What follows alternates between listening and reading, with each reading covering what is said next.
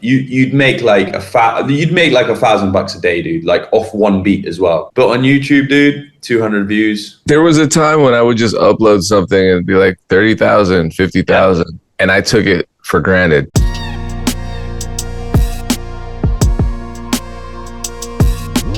I don't even know what this is for. Is this a podcast? Is this a Saturday video? Who knows? But it's a good conversation. I have my good friend, Dream Life, live all the way from an undisclosed location. And I'm happy to have him on. It's been a long time since we've had one of these talks. I think at least a year, right? I think it's been longer than that. I think it was pre-pandemic, the last time that we got on camera and had a chat. So it might have been during pandemic, actually. So yeah, it's been a little while. Yeah, I mean, thank God the pandemic is over and no one's sick anymore. Oh, man. So lately, you've kind of been all in on the samples. I know you've been uploading beats a lot more very recently, but did you take a break from the beat uploads, and if so, how long? So I didn't really take a beat for. I didn't take a break from the beat uploads. I kind of just wanted to take a little pause and reassess my strategy a little bit, because I was going through, I think, what a lot of us that are selling beats online is going through. Even now, like, there's just been a slowdown. There's been a bunch of things happening in the community, and just in e-commerce in general. Things have been affected by everything that's going on in the world. So I kind of took a step back and had a little look at my processes. I basically want to spend less time on the admin part of uploading beats, more time on the beats. So I basically figured out how I could do that. And yeah, I mean, right now I'm probably uploading like between 10 and 20 beats, and things have leveled out pretty well for me now. I would say the last 6 months have been solid. So I think just gauging this, how much you want to supply versus how many of those beats are actually getting bought is a really important thing. Because if you're uploading what you think are really good beats and like they're not really getting purchased as much, then I think maybe it's not that the beats aren't great. It's just kind of like a supply and demand thing, because you obviously can only reach a certain amount of people with the people that are in your marketing system, emails and stuff like that. So if you're just sending them so many beats all the time, I think they have to choose like the ones they really like out of your catalog. And so sometimes it's better to send out less beats and then send that really dope beat. Say that you've got a batch of 5 and 3 of them are really dope, or you might want to kind of pace it out a little bit over the coming months so that people, don't have to make that choice, and they can buy them all, but over a longer period. Let's talk about YouTube. What's up with YouTube, man? Okay, YouTube, man. So being honest, full disclosure, with my YouTube channel, like I just stopped ranking for every single keyword that I've ever ranked for. I just stopped ranking for it. So I've got over 80,000 subs, which is pretty decent for a type beat channel. I've put a lot of, and that's all legit subs as well. There's none of those are purchased. And so I'm pretty proud of that. And I'm still trying to get to 100K, but right now it's looking doubtful the way things are moving right now. But so I thought, all right, let me do the whole thing where, I went back on YouTube and watched a bunch of tutorials, keyword research. Let's try to target some new keywords that I know are relevant to my sound. And I knew they were because people have told me, oh, this would be a dope type beat. I'm like, okay, let me check this guy out. All right, I can rank for this. I'm doing everything, but I'm still not ranking for it, dude. Everything that theoretically should be in line is there. The beat's selling really well off YouTube, so I think the beat's okay. But on YouTube, dude, 200 views, 300 views, max out at 400 views. I don't know, dude. I really don't know.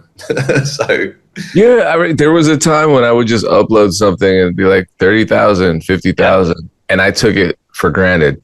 But ironically, back then I wasn't selling as many as I'm selling now. Now I'm getting 700, and I rejoice. If I break 1,000 on a type beat video on YouTube, I'm like, wow, this is amazing. This beat's gonna do really well.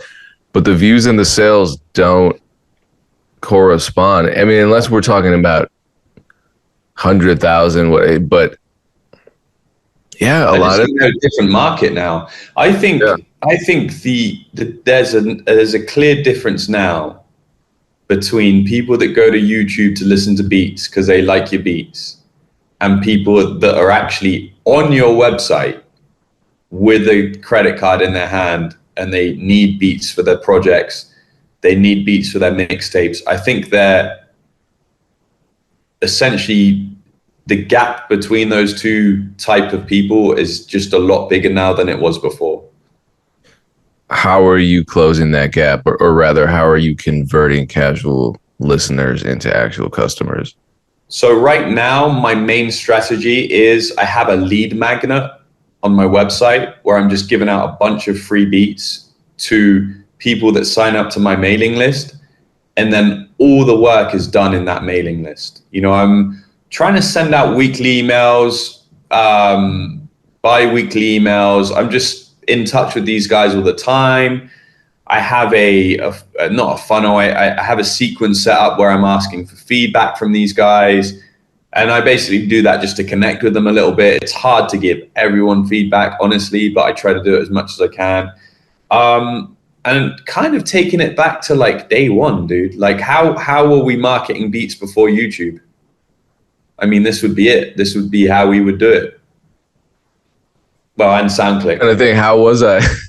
I never got into SoundClick. I was the guy with physical CDs. So right. Oh man, SoundClick back in the day was just incredible, dude. Like, so I don't know how many of the new guys know about like what SoundClick used to be like, but basically, right, you'd buy these banners on the site, and their ranking system wasn't like beatstars. They've completely changed it now, but it used to be based on plays. So the more plays you got, the higher you'd be up in the chart, right? So you used to be able to buy these banners, and I think the best way to do it would be if you bought 10 times the $10 banner. So basically you'd just be like that, getting impressions all the time, right? So you'd spend like $100 a day, which was a lot of money for me when I was doing it. But the return by being in the top 5, you'd make like $1,000 a day, dude, like off one beat as well. Like it was crazy. And like, so, you know, guys like Superstar O, I mean, even like Dope Boys, if you speak to them about it, it's nostalgic for us, dude, because like if you had a good beat in the top 10, you just knew it was sales. So you had to make that risk, $100 up front, but most of the time you get it back. Damn, so people were making 30, 40,000 a month off SoundCloud. Yeah. Easily. Yeah.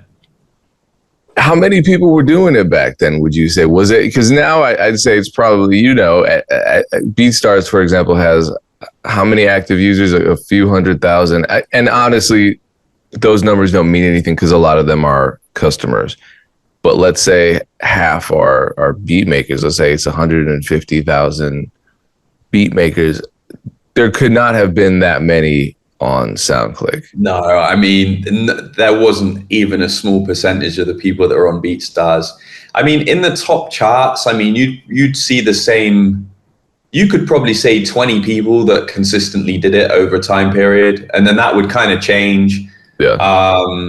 But consistently, it'd be like 20 people that were spending a lot of money to get ranked. Also, you had to do it at like 1 a.m.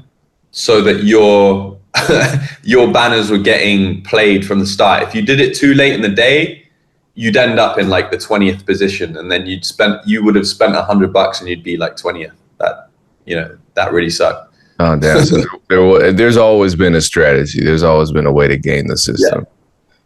Yeah, that's crazy because especially back then, a lot of people were making beats, but all the producers I knew were not involved in e-commerce. They were making beats, they were recording, and they had tons of equipment because back then you needed the keyboards and the MPCs and all that other stuff.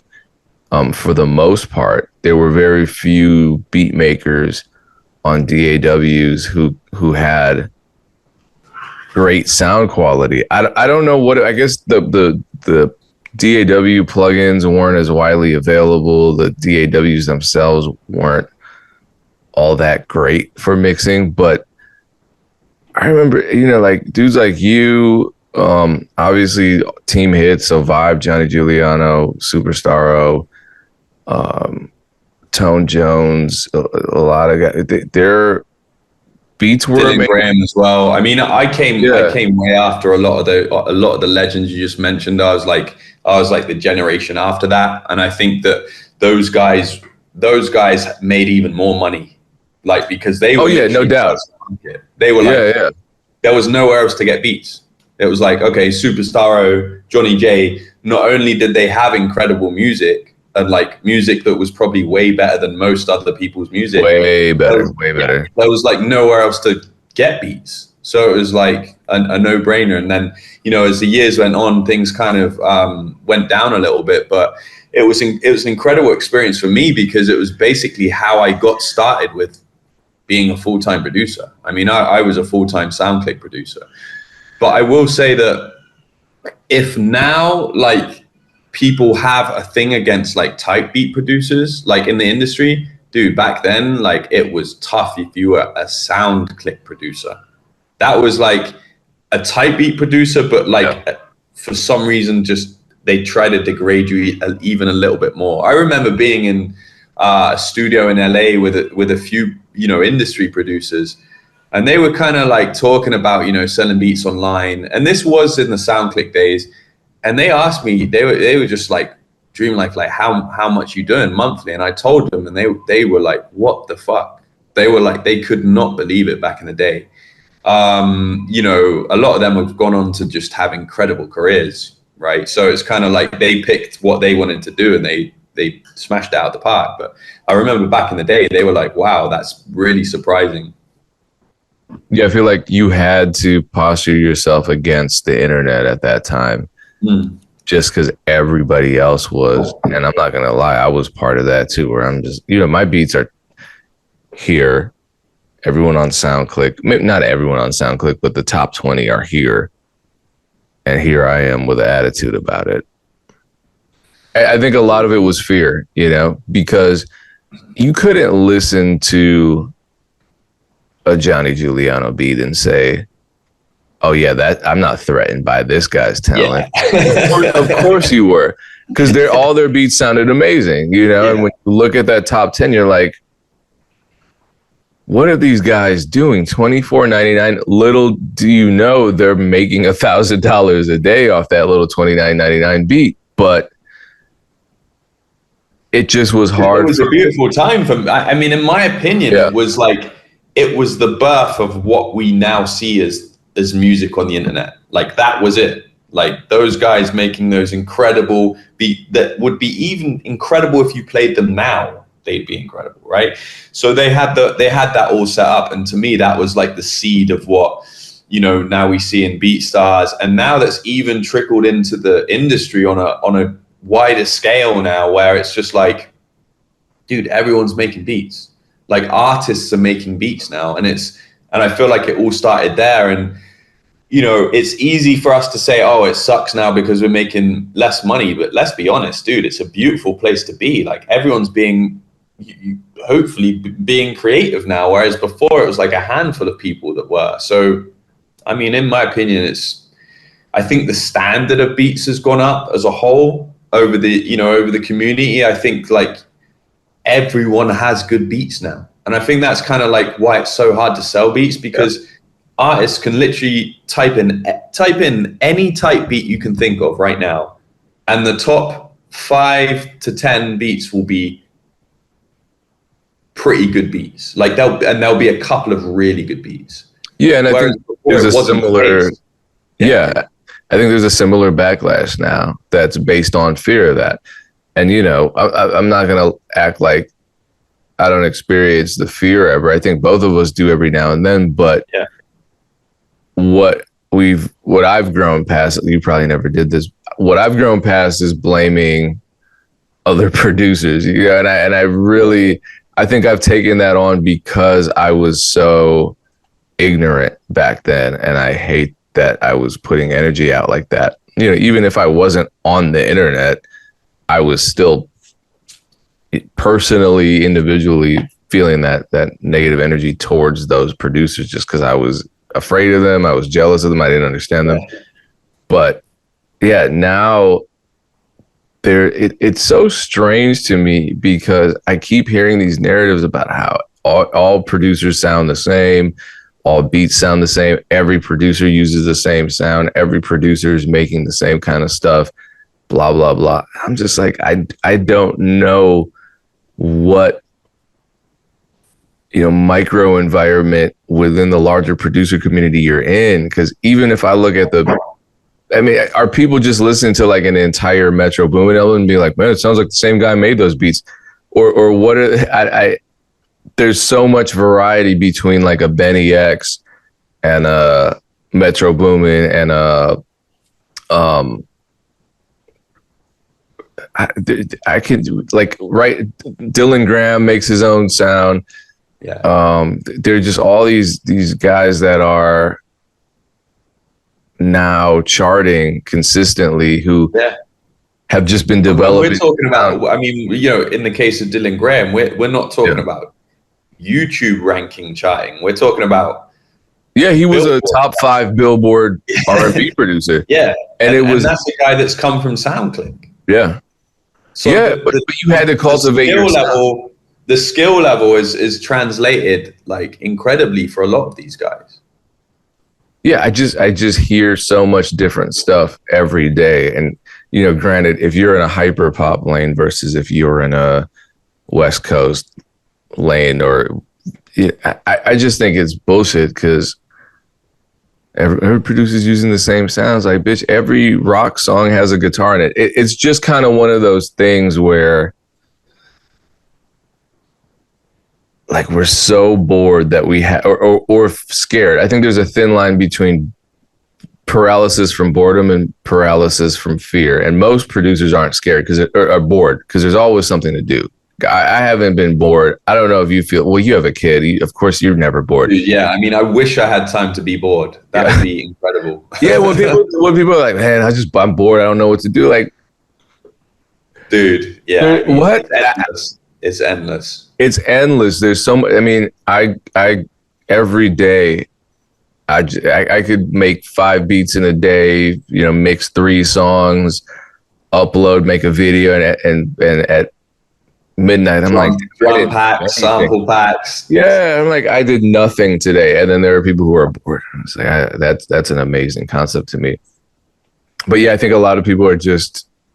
So I do have a bit of a theory on kind of why you see a lot of opinions of people saying that things sound the same, because there does tend to be a running theme, and I'll say this in terms of what I found I'll use YouTube as the example in this case. Type beats on YouTube, splice samples. Sometimes if you type in a certain keyword, it could be J. Cole type beat. I'm just using that as an example. I don't know for sure. I've had it in the past where I've heard the same splice loop 4 or 5 times in that top 20. And I think that's obviously an exception to the rule, because it's not like that across every single keyword. But when that happens, I think it's really easy to go, well, all producers are just using splice loops. Whereas it was actually just a couple of these guys that, you know, that's their go-to technique. That's what they do. So I think like that, combined with the fact that you can just jump in a YouTube comment now or an IG comment without really putting much thought into it and just, you know, discharge whatever sort of comments you have in your head that you kind of might half not even think, you can just write them now. And I think so, like, a lot of people are saying that, but then I mean, you listen to there's other guys I know on YouTube making type beats that literally do everything from scratch. Like they're not even using samples. I mean, there's probably hundreds of guys that are doing that. So it's kind of like hard to say that music all sounds the same nowadays, clearly it doesn't. There's just, if you look at one genre, that genre has been pegged in pretty well, whereas everyone kind of wants to go in that direction with it. But I think, I definitely wouldn't say the type beat game is just all, 100 producers making exactly the same beats with the same loops, as some people kind of try to make you believe. Well, yeah, and then the thing with the internet is you're incentivized to post more, especially if you have like Twitter Blue. So you just want to get those tweets out there. And then once you realize, okay, maybe what I said wasn't necessarily all that well informed and maybe I regret it. Now you have to double down because people are disagreeing with you, and you're like, you can't disagree with me. Twitter was Twitter. I know it's not Twitter anymore. I actually closed my Twitter account. Twitter. Oh, I don't blame you. Yeah, no. So I did this a few years ago, and basically the reason that I did it was because, and I got a fair bit of engagement on there, but I started to see tweets from people that I don't follow too often. Like, so 2 in 5 tweets would be from people that I've got no connection with whatsoever. And so I'm reading the opinions of people that I don't know them. I've never asked for their opinion on it. And obviously I haven't written that for it to be an opinion for Dream Life, but still, when I open my Twitter account, I'm seeing loads of stuff from people that I haven't followed. So I'm on Twitter because I want to see what the people I'm interested in are saying, not just random producer from here that's kind of got a buzz. So now everyone's tweeting his stuff. It's on my timeline. So I was like, that's enough for me. Like, I'm done with it. It's kind of like with the suggested reels on IG. It's kind of like that. But I felt with Twitter, it was just way more intrusive. No, Twitter is a lot more intrusive now. And I'm noticing that a lot of the stuff that I'm getting suggested isn't relevant at all. I think Twitter now is amplifying more content that they know people are going to be upset about. Yeah. And there's a large population of internet users who go online just to get upset because they're addicted to whatever chemicals your body releases when you're pissed off. You can be addicted to that too. And people get addicted to it. So they go online and I have people hate watching my content. There are people that comment on every one of my videos something negative, and it has to be an addiction. Because otherwise, why would you put yourself through consuming someone's content who you don't even like? And you can monetize that. That's the sad part. All the people that hate watch someone's YouTube, they're giving them money. They're giving them a signal boost. And on Twitter, if you have Twitter Blue, which I don't, maybe I should, so I can monetize some of this stuff. But you're just signal boosting and making someone money by disagreeing with them. And these platforms play on that